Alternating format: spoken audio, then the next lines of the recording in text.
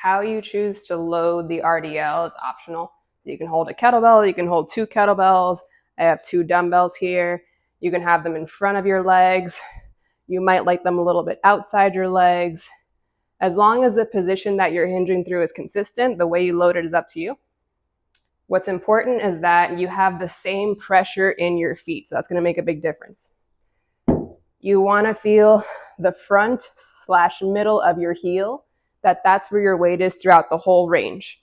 That means your knees are going to stay a little bit soft, because if they're locked out, it's impossible. Your weight would be on the very back of the heel, so you don't want locked out knees. You want soft knees that lets you feel front or middle of the heel with some arch pressure. And then when you hinge, you're not losing that. So you're going to see that my knees stay fixed in space.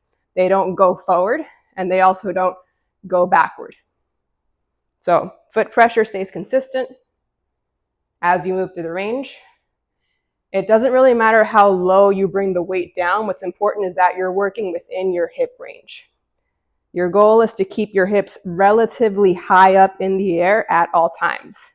So you don't want to be bending at your knees just to get your hips further back. If you're dropping your hips down, it's going to feel more like quad. What you want is to keep your hips high and feel like the socket is gliding over that head of the femur, assisted by the foot pressure that stays consistent.